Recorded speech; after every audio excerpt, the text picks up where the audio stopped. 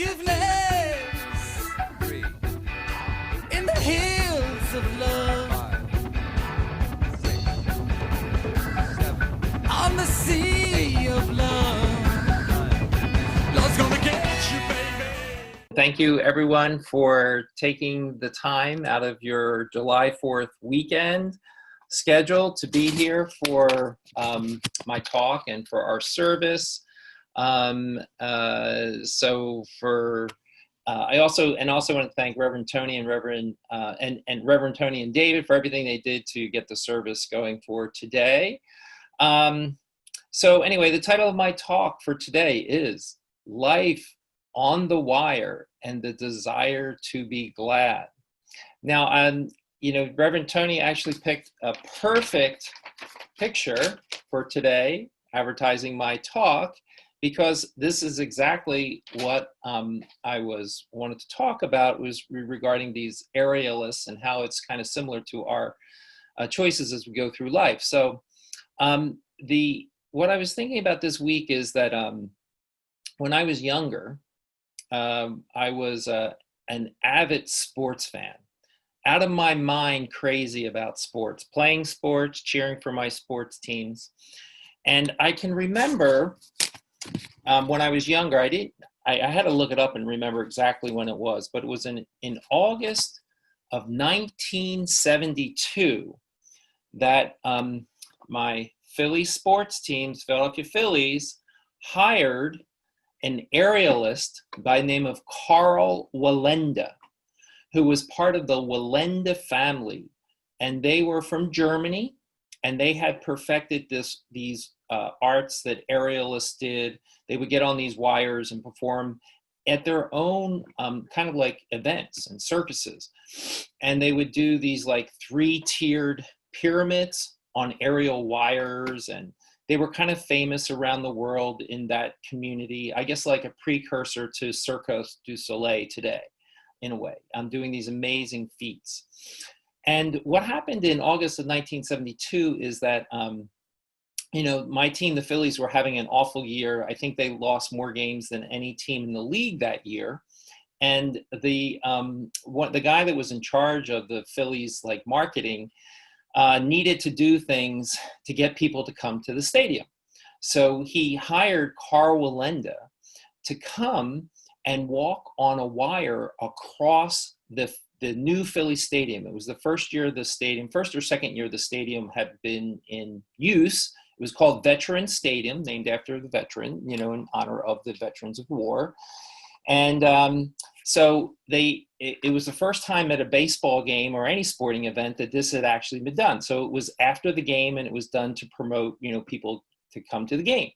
So anyway, Carl Wallenda, the story of it is that he would come and walk across the span of the stadium. So it happened to be he went about 213 feet.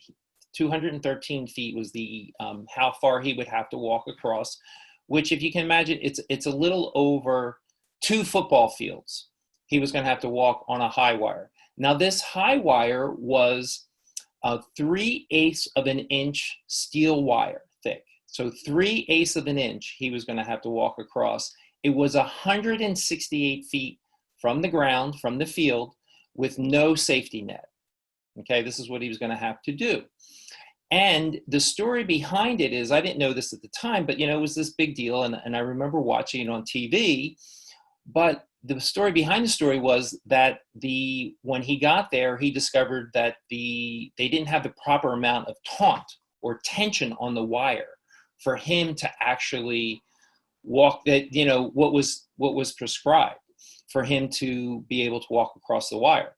So they actually had to get 40 Phillies employees, people who were there to work the game, to actually grab onto the wire and make it more taut as he walked across it. So it was very, very interesting. So as he was walking across, he started his walk, he was walking across, and it was a windy day. And it got to the point so windy that he had to sit down on the wire. And they weren't sure he was going to actually make it. He was almost they thought he might have to turn around. But he prevailed, and he ended up finishing and getting across the wire. And as the story goes, he said, the other thing, folks, he was 72 years at the time. And what he said afterwards is he said that was the most difficult high wire walk that he ever had to do. But he made it. And as the story goes, he had about 8 martinis after he was finished his walk. Okay, now, his grandson, Nick Wallenda, actually walked across Niagara Falls about 6 or 7 in 2012, I guess about 8 or 9 years ago now today. So the family tradition continues. Unfortunately for Carl Wallenda, he actually, at the age of 74, tried to walk tried to span two tall buildings in Puerto Rico and actually fell to his death when he was, years later at that time. But that's what he actually had done. So the reason this came up for me is that I was thinking to myself, well, isn't this an apt metaphor for our life, right? We are often presented with challenges, all right? And the wire is kind of symbolic of our life. We have the beginning and we have the ending of walking across this wire. And for us, as a Course in Miracles student, we're kind of taught, well, like our choices are oftentimes, between staying on the wire. And I would say like staying on the wire is our ability to, stay in peace, our ability to forgive, our ability to perceive things with right-mindedness. And, sometimes it does happen that we fall off the wire and we have to get up. And, falling off the wire might be when we choose for the ego. And we get into our ego and we do different types of things. So recently I had this experience where I kind of applied this to it. Today's lesson talks about, sometimes Holy Spirit gives us these big ideas and we act on them. And so in my summer class this year, I'm co-teaching with a friend of mine who I really enjoy. I've taught with in the past, and she got hired at my school and we're teaching this summer. And I came up with the idea for the class that we're teaching. It's like a seminar class, an English and history class. And I said I come up with it, but I think it came from the Holy Spirit. And the name of the class is Ethnicity, Race, and Bias in America. And just like I talked about in one of my previous talks, like Holy Spirit inspired me to talk about Anne Frank, to teach Anne Frank in my class in the spring because of the sheltered in place experience of being kind of shut in. At the time that the start of the summer, we were having all these challenges around, police brutality, race, what happened to George Floyd, and so on and so forth. So I thought, wow, let's talk about it. The Course in Miracles is often about, I believe, seeing things as they are. Like, let's just talk about the reality of our perception. Yes, it's an interpretation, but, we don't deny what we're seeing on the movie that is in front of us, right? So I felt like, hey, this was pretty good. We took this on. Now, I think oftentimes there's things to learn, right, when we do this. And this course has been a tremendous challenge to me as well. Working with another teacher, my co-teacher, Lisa, we haven't worked together in a number of years. And that's presented challenges, communicating, figuring out what to do, sometimes disagreeing on how to teach the class, or just it takes more time when you teach with another person. So you have that. The students have not necessarily always done the things that I wanted them to do. And this week I was really challenged because we sat down and we did an inventory of the assignments, and there was about 10 assignments that were due for the class. And up till this middle of the week, we only have like about a week and a half left of class. And, most of the students were missing probably an average of 7 of the assignments. So they were behind. And, I got judgmental. I attacked them in my mind, right? I attacked them in my mind.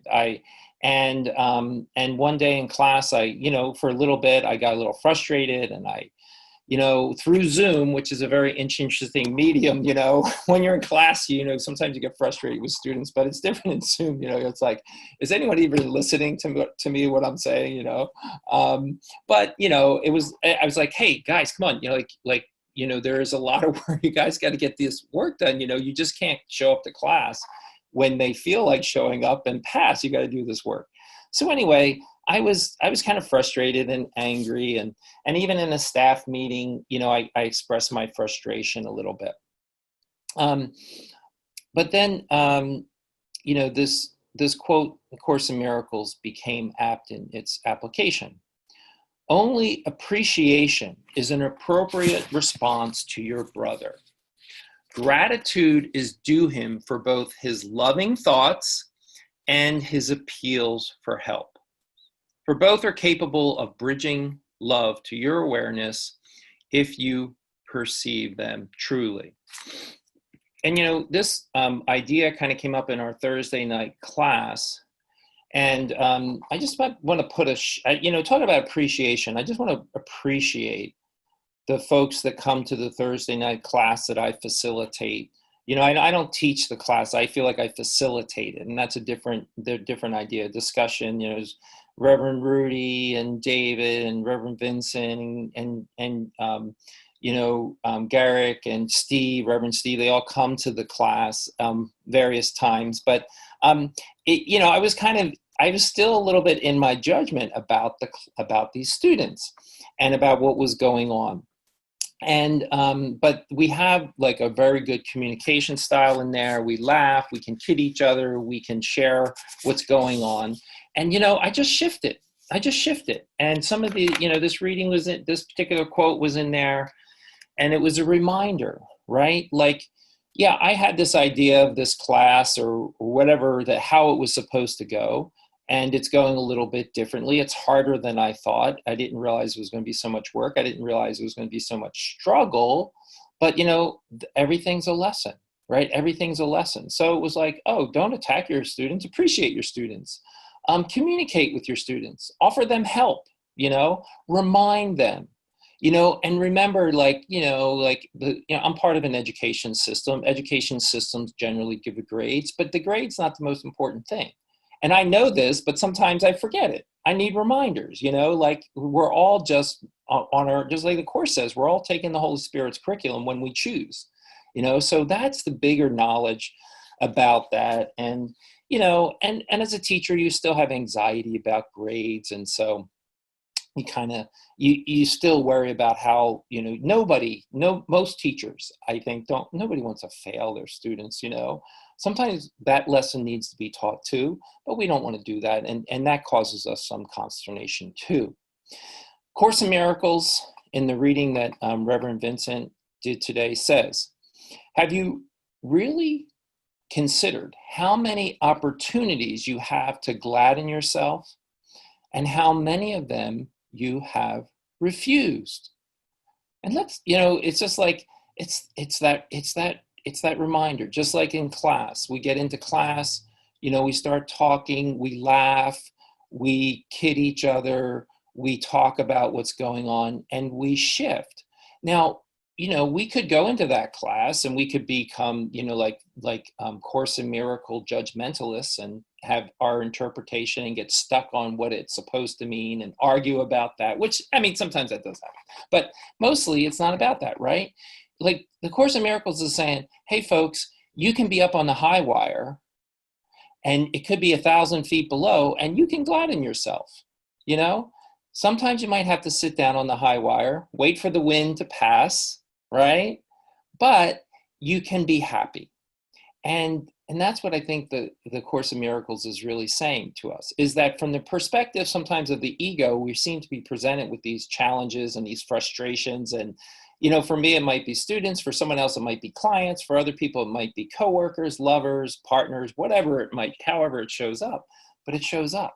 And then we have that opportunity. So when I get into the place where I am, just accepting and non-judgmental, I can have fun with the students and I can have fun in the class and I can have fun with my colleagues in the class.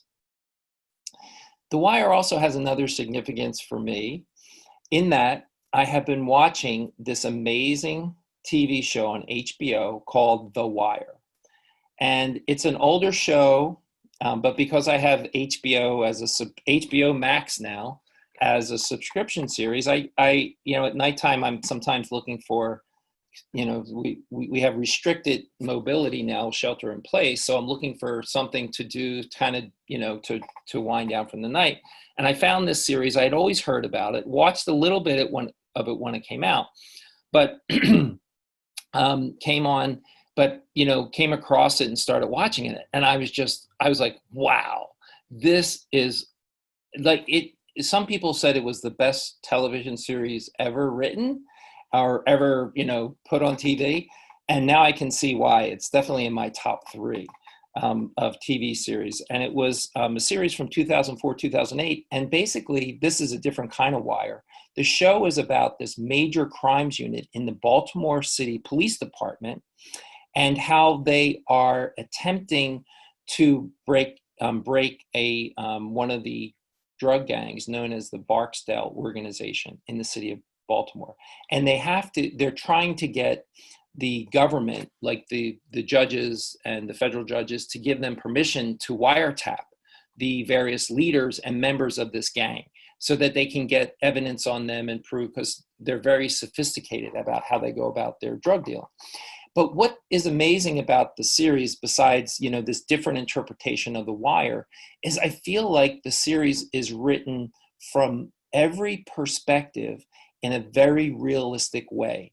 So it shows you how the drug dealers run it like a business. This particular drug gang, if you will, or drug organization, one of its leaders goes to college and is studying business and is actually using the business principles in, the business, if you will.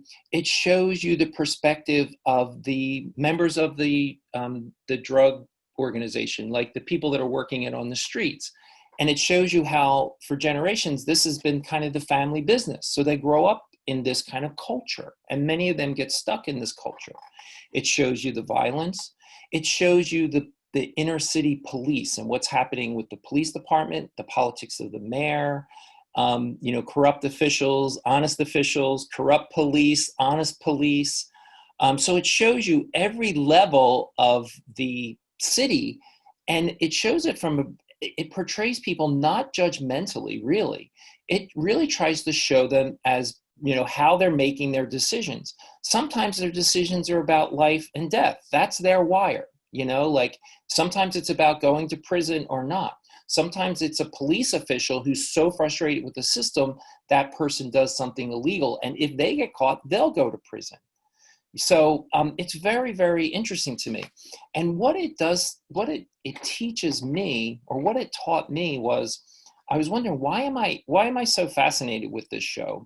And there's lots of reasons. It has very good characters in it. It has this, excuse my language, but badass gay character who actually robs drug dealers. Now, can you think about a more dangerous job profession about going around trying to drug these, kill these or rob these drug dealers? It's kind of crazy, but it's interesting. It has all these great characters in it too, as well.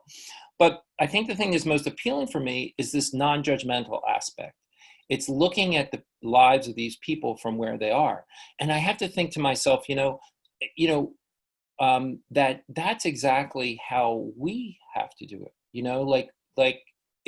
I think it's so easy for myself, I'll speak for myself, and for others, is sometimes, I can get into denial about what's happening. Oh, it's the students, rah, rah, rah, rah, rah, or it's that other person, or it's the system, or so on and so forth, But the reality of it for most of us is that, it's showing up on our screen, it's showing up in our lives, however it may show up. And when we can get in reality, just these are the facts, ma'am, right? It's the facts, just the facts. And when we can kind of see it from that point of view, then I think we can employ the Holy Spirit.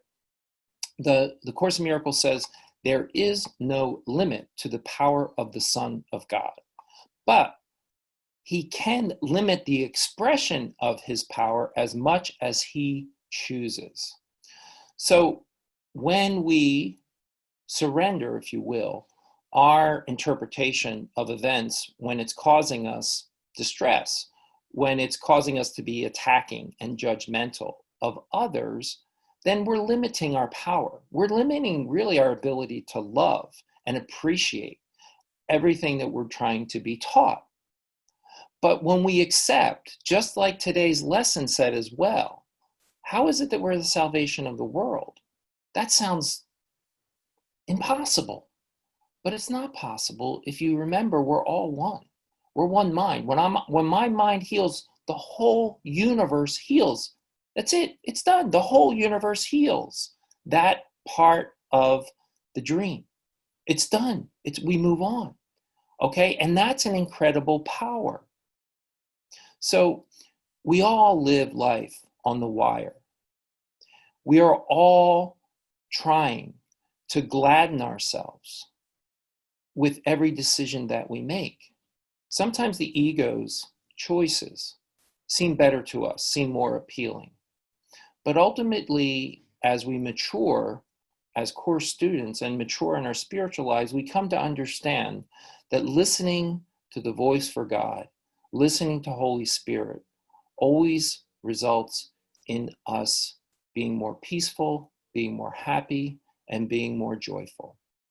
And so today, as you go about your life on the wire, I encourage you to gladden yourself every day with every choice. Thank you. How beautiful you are. How beautiful you are.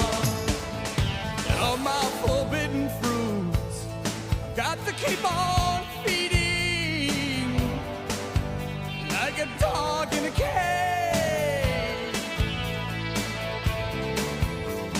And now you lie here like honey in the palm of my hand.